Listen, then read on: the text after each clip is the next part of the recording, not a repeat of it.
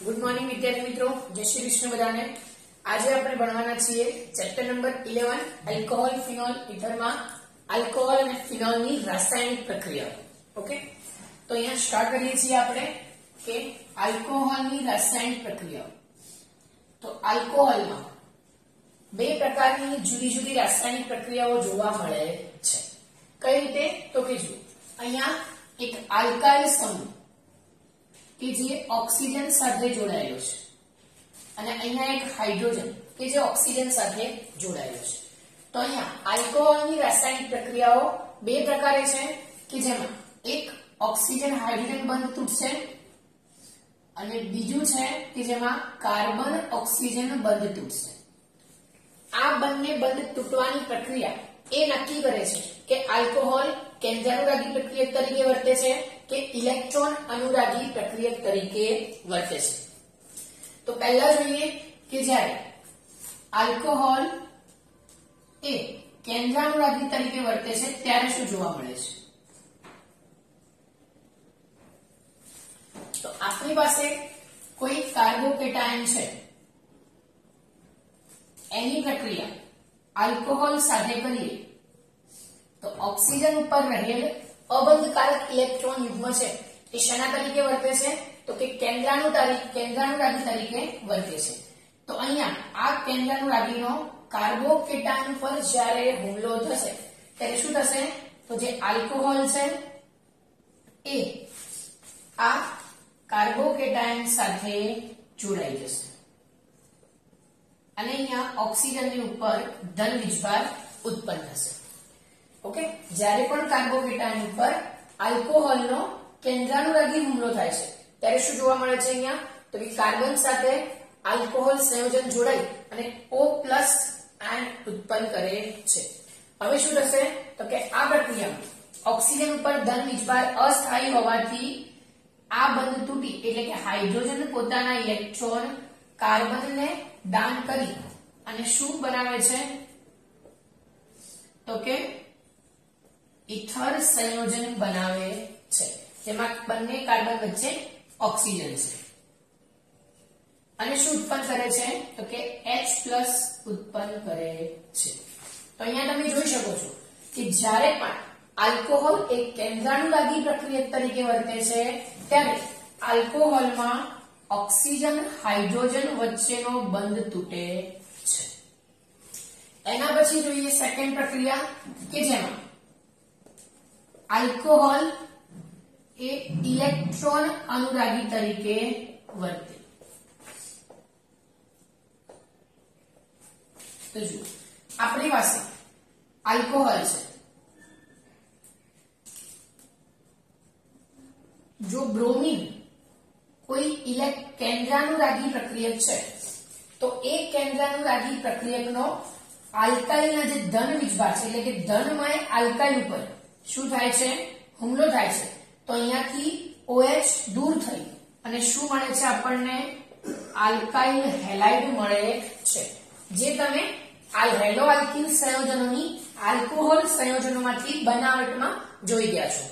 તો અહીંયા શું થાય છે? તો કે બ્રોમીન એ કેન્દ્રાનુરાગી હુમલો કરે છે કોની ઉપર? તો કે આલ્કોહોલ ઉપર। તો અહીંયા આલ્કોહોલ એ ઇલેક્ટ્રોન અનુરાગી તરીકે વર્તે છે। તો જ્યારે પણ આલ્કોહોલ ઇલેક્ટ્રોન અનુરાગી પ્રક્રિયક તરીકે વર્તે છે ત્યારે એમાં કયો બંધ તૂટે છે? તો કે આલ્કાઇલ સમૂહના કાર્બન અને OH સમૂહના ઓક્સિજનનો બંધ તૂટે છે। તો અહીંયા આપણે શીખ્યા કે જ્યારે પણ આલ્કોહોલ એ કેન્દ્રાનુ તરીકે વર્તે છે ત્યારે OH બંધ તૂટે છે અને જ્યારે આલ્કોહોલ એ ઇલેક્ટ્રોન અનુરાગી પ્રક્રિયક તરીકે વર્તે છે ત્યારે એમાં કાર્બન ઓક્સિજન બંધ તૂટે છે। તો હવે આપણે બંને પ્રક્રિયાઓ છે એ વિગતમાં જોઈશું। તો અહીંયા આપણે સૌપ્રથમ સ્ટાર્ટ કરીએ છીએ આલ્કોહોલમાં OH બંધ તૂટવાની પ્રક્રિયા।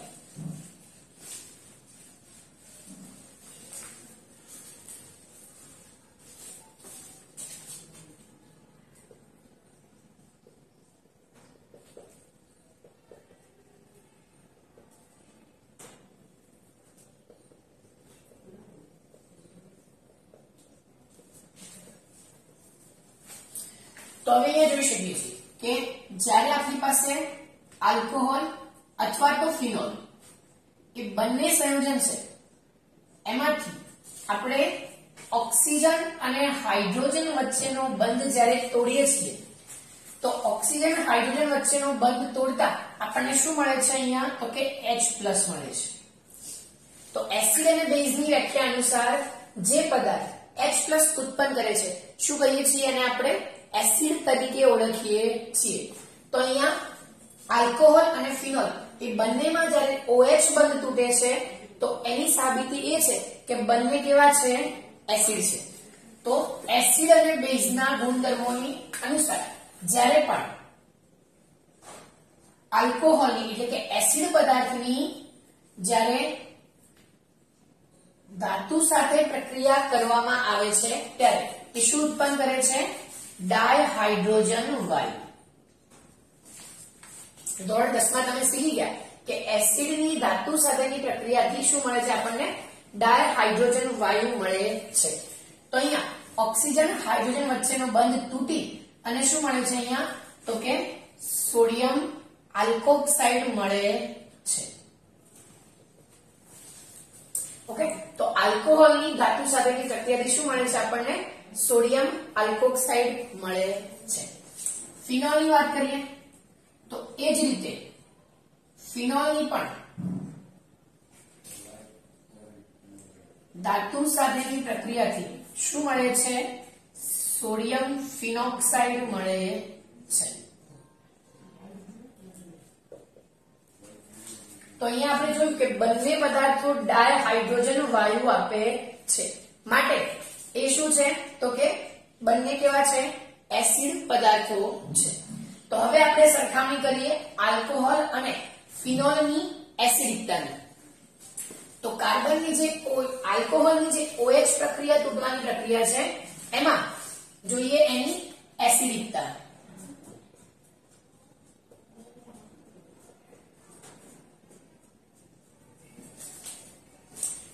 તો અહીંયા આપણી પાસે છે ROH. એની જ્યારે ધાતુ સાથે પ્રક્રિયા થાય છે ત્યારે આપણને મળે છે અને ડાયહાઇડ્રોજન વાયુ. હવે અહીંયા કોઈ પણ પદાર્થની એસિડિકતા ચેક કરવા માટે શું કરીશું? તો કે એમાંથી બનતો જે ઋણ આયન છે એની સ્થિરતા અને એમાં રહેલા ઇલેક્ટ્રોન દાતા સમૂહ અને ઇલેક્ટ્રોન ગ્રાહી સમૂહની હાજરી આપણે અહીંયા ચકાસીશું. તો જ્યારે પણ આલ્કોહોલની સોડિયમ ધાતુ સાથે પ્રક્રિયા કરવામાં આવે છે ત્યારે મળે છે આપણને સોડિયમ આલ્કોક્સાઇડ. અહીંયા ફિનોલની વાત કરીએ તો ફિનોલની જ્યારે સોડિયમ ધાતુ સાથે પ્રક્રિયા કરીએ છીએ ત્યારે આપણને મળે છે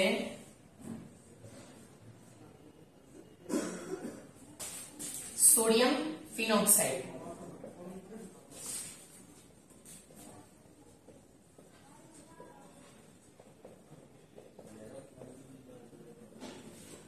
હવે જો તો કે ફિનોલમાંથી જ્યારે એસિડ દૂર થાય છે ત્યારે એનો જે ઋણ આયન બને છે એ છે ફિનોક્સાઇડ આયન, અને જ્યારે આલ્કોહોલની ધાતુ સાથે પ્રક્રિયા થાય છે અને એમાંથી H+ મુક્ત થાય છે ત્યારે એ બને છે આલ્કોક્સાઇડ આયન અથવા તો સોડિયમ આલ્કોક્સાઇડ. બંનેની સ્થિરતા આપણે ચેક કરીશું. તો અહીંયા તમે જોઈ શકો છો કે RO- તો અહીંયા જે આલ્કાઇલ સમૂહ છે એ આલ્કાઇલ સમૂહની અસર કેવી છે? તો કે ઇલેક્ટ્રોન દાતા અસર, એટલે કે આલ્કાઇલ સમૂહની ધન પ્રેરક અસર જોવા મળે છે.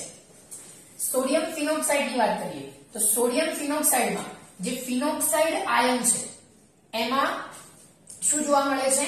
તો કે ફિનોક્સાઇડ આયન છે એ બેન્ઝીનમાં રહેલા 3 પાઈ બંધ સાથે શું છે? સંસ્પંદન ધરાવે છે. બરાબર, અહીંયા જે ફિનોક્સાઇડ આયન આપણને મળે છે એ બેન્ઝીનમાં રહેલા પાઈ બંધ સાથે સંસ્પંદન દર્શાવે છે. એટલે કે અત્યારે જે આલ્કોક્સાઇડ આયન છે એ પોતે ઋણ વીજભારિત છે. એ ઋણ વીજભારિત આયનને સ્થાયી થવા માટે કેવો વીજભાર જોઈએ? તો કે ધન વીજભાર.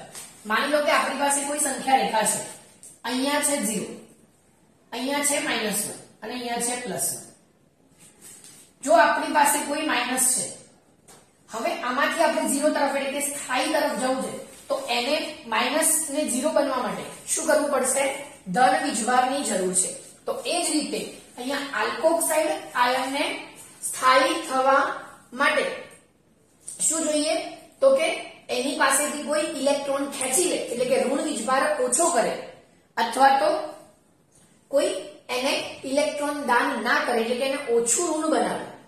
O- માંથી O તટસ્થ તરફ લઈ જાય ત્યારે શું થાય છે? એ સ્થાયી બને છે. પરંતુ અહીંયા શું છે? તો આપણી પાસે છે આલ્કોક્સાઇડ, એમાં આલ્કાઇલ સમૂહ શું કરે છે? ઇલેક્ટ્રોન દાન કરે છે, એટલે કે એની ધન પ્રેરક અસર છે. તો શું થશે અહીંયા? તો ઓક્સિજન પહેલેથી જ નેગેટિવ છે, એટલે કે ઋણ વીજભારિત છે. એની સાથે શું જોડાયેલું છે? હાઇડ્રોજન જોડાયેલું છે.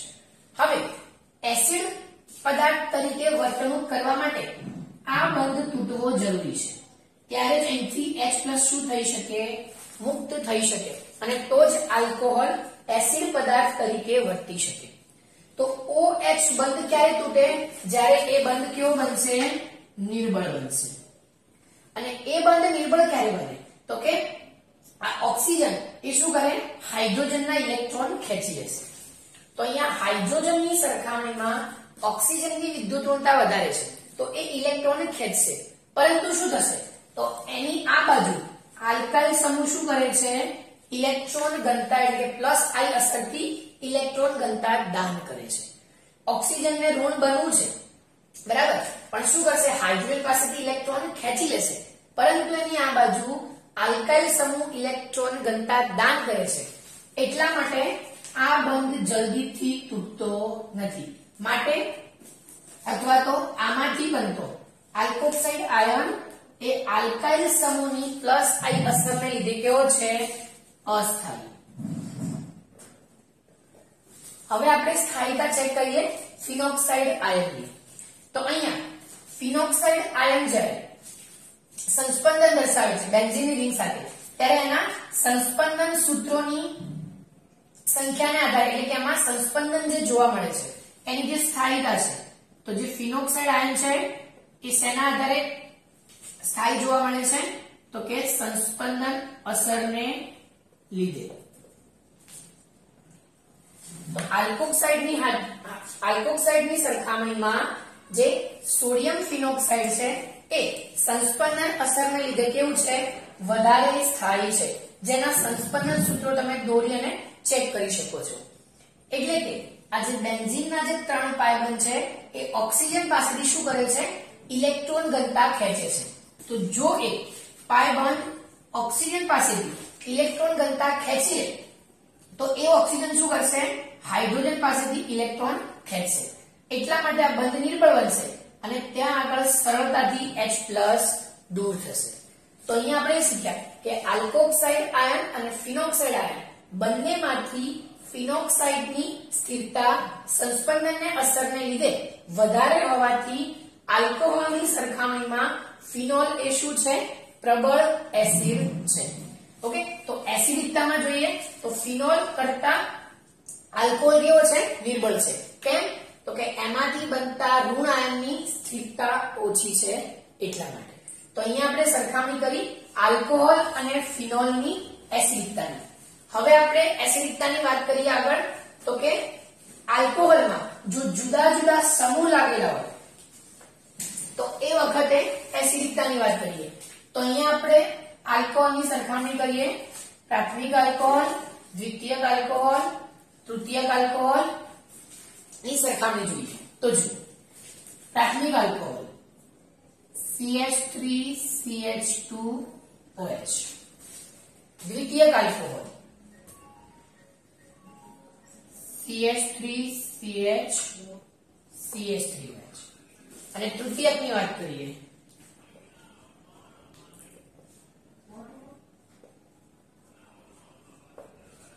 હવે જો એસિડિકતામાં આપણે શીખ્યા પ્રમાણે કે એસિડિક તરીકે વર્તણૂક થવા માટે અહીંથી હાઇડ્રોજન સરળતાથી દૂર થવો જોઈએ. હાઇડ્રોજન ક્યારે સરળતાથી દૂર થાય? તો કે ઓક્સિજન હાઇડ્રોજન વચ્ચેનો બંધ નિર્બળ બને ત્યારે. તો અહીંયા શું છે તો કે અહીંયા આલ્કાઇલ સમૂહ એટલે કે એક જ આલ્કાઇલ સમૂહ જોડાયેલો છે. આ કાર્બન સાથે એક જ આલ્કાઇલ સમૂહ જોડાયેલો છે જેની પ્લસ I છે. અહીંયા OH ની સાથે જે કાર્બન છે એમાં બે આલ્કાઇલ સમૂહ જોડાયેલા છે. જે બંને આલ્કાઇલ સમૂહ શું દર્શાવે છે પ્લસ I હશે. અને આ તૃતીયક આલ્કોહોલમાં કાર્બન સાથે ત્રણ આલ્કાઇલ સમૂહ જોડાયેલા છે. માટે અહીંયા ત્રણ આલ્કાઇલ સમૂહની કઈ અસર લાગશે પ્લસ I અસર લાગશે. એટલે કે અહીંયા ત્રણ મિથાઇલ સમૂહ શું કરે છે કાર્બનને ઇલેક્ટ્રોન ઘનતા દાન કરે છે. જેનાથી શું ફરક પડે છે તો કે આ ઓક્સિજન અને હાઇડ્રોજન વચ્ચેનો બંધ નિર્બળ બની શકતો નથી કારણ કે એને સતત આ ત્રણેય મિથાઇલ સમૂહ ઇલેક્ટ્રોન આપે છે. એટલા માટે શું કરશે એ હાઇડ્રોજન પાસેથી સરળતાથી ઇલેક્ટ્રોન ખેંચી શકશે નહીં. પરિણામે તૃતીયક આલ્કોહોલમાંથી સરળતાથી H+ પણ દૂર થઈ શકશે નહીં. માટે તૃતીયક ની એસિડિકતા શું છે સૌથી ઓછી જોવા મળે છે. એના પછી દ્વિતીયક તો પ્રાથમિકની સરખામણીમાં દ્વિતીયકમાં બે દાતા સમૂહ છે. બંને મિથાઇલની પ્લસ I અસર છે.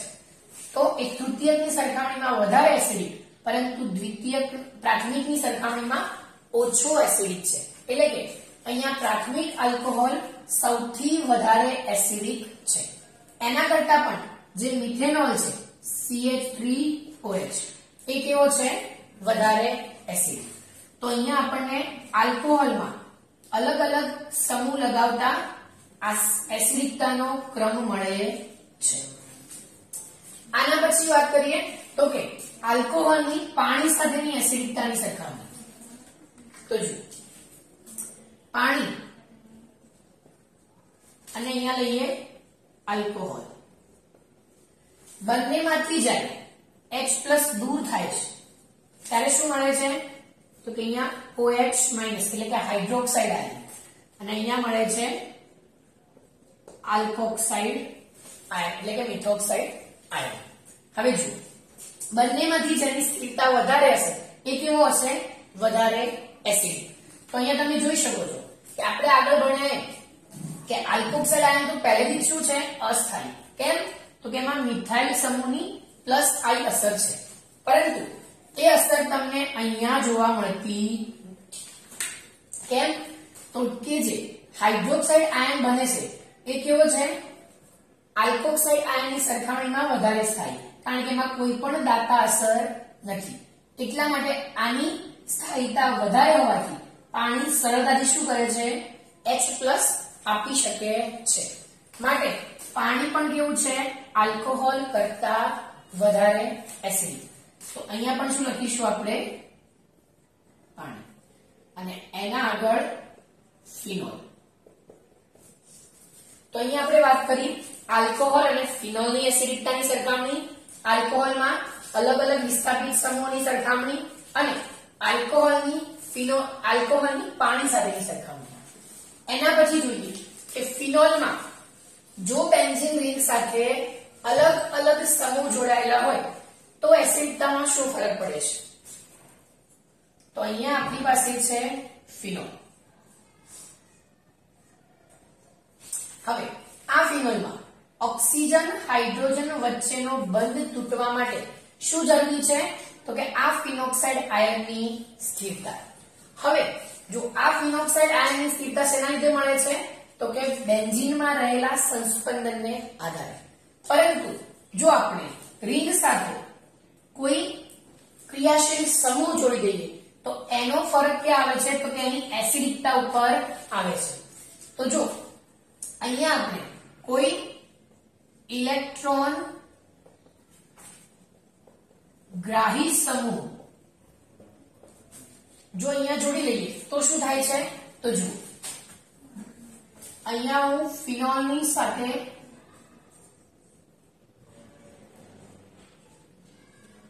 નાઇટ્રો સમૂહ કે જે કેવું છે ઇલેક્ટ્રોન ગ્રાહી સમૂહ તરીકે વર્તે છે જેની -R અને -I અસર છે. તો જુઓ એક તો ફિનોક્સાઇડ આયન જે છે એ શું કરે છે તો કે સંસ્પંદન ધરાવે છે. એના ઉપરાંત નાઇટ્રો સમૂહ છે એ શું કરે છે તો કે આખી રિંગ અને ઓક્સિજન બંને તરફથી ઇલેક્ટ્રોન ઘનતા ખેંચે છે, એની બેન્ઝીનની અને O- ની ઇલેક્ટ્રોન ઘનતામાં ઘટાડો કરે છે. તો શું થશે?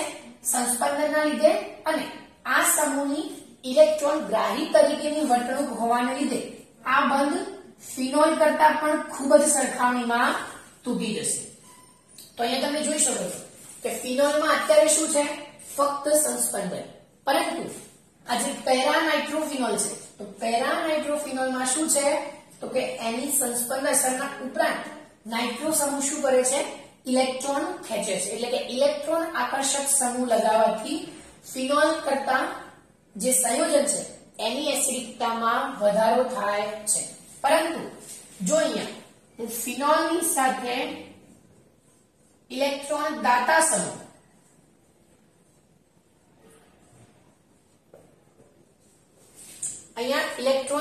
સમૂહ જો લગાવું છું તો અહીંયા જો OH એટલે કે ફિનોક્સાઇડ આયન શું છે? તો કે રિંગ સાથે સંસ્પંદનમાં છે. ઉપરાંત અહીંયા જે NH2 સમૂહ જોડ્યું છે એ પણ શું છે?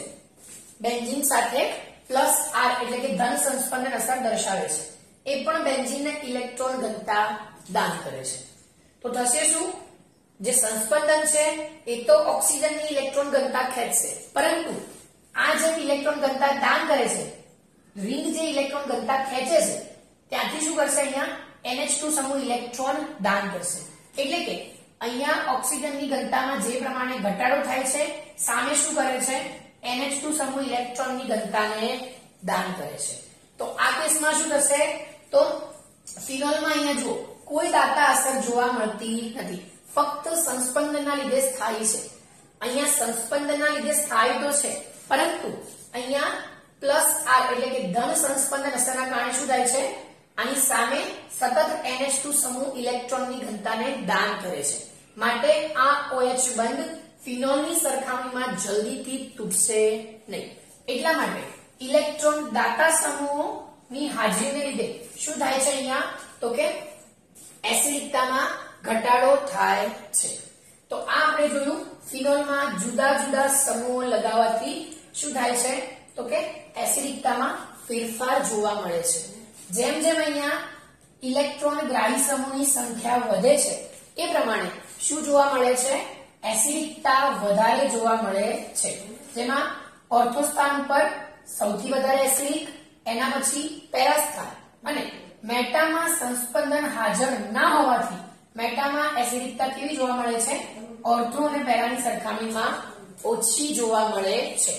આના પરથી તમને pKa ના જો વેલ્યુ આપેલા હોય તો એસિડિકતા નો ક્રમ ગોઠવવાનું પૂછે છે. તો અહીંયા એટલું યાદ રાખજો કે જેનું pKa નું મૂલ્ય ઊંચું હોય એની એસિડિકતા કેવી હોય? ઓછી. એટલે કે pKa એ એસિડિકતાના વ્યસ્ત પ્રમાણમાં છે. અથવા તો જો તમને Ka ની વેલ્યુ આપી હોય તો એ કેવી છે? એસિડિકતાના સમપ્રમાણમાં. તો અહીંયા તમે જુદા જુદા પદાર્થોને એટલે કે આલ્કોહોલ અને ફિનોલ બંનેમાં જુદા જુદા સમૂહ લાગેલા પ્રશ્નોને તમે pKa એસિડિકતા અને Ka ના આધારે સરળતાથી એસિડિકતાના ક્રમમાં ગોઠવી શકો છો અને કોઈ પણ સંયોજનની એસિડિકતા કોઈ બીજાના સંદર્ભમાં તમે સરળતાથી નોંધી શકો છો. તો અહીંયા આપણે વાત કરી જેમાં આલ્કોહોલ સંયોજનમાં કયો બંધ તૂટે છે? ઓક્સિજન હાઇડ્રોજન વચ્ચેનો. એટલે કે જ્યારે ઓક્સિજન હાઇડ્રોજન વચ્ચેનો બંધ તૂટે છે ત્યારે આપણને શું મળે છે? તો કે આલ્કોહોલ અને ફિનોલ સંયોજનોની એસિડિકતા મળે છે, જેને અહીંયા આપણે ડિટેલમાં જોઈએ. તો અહીંયા આપણો ટોપિક કમ્પ્લીટ થાય છે. નેક્સ્ટ લેક્ચરમાં આપણે જોઈશું આલ્કોહોલમાં કાર્બન અને ઓક્સિજનનો જે બંધ છે એ તૂટવાની રાસાયણિક પ્રક્રિયાઓ. ત્યાં સુધી બધા વિદ્યાર્થીઓને જય શ્રી કૃષ્ણ.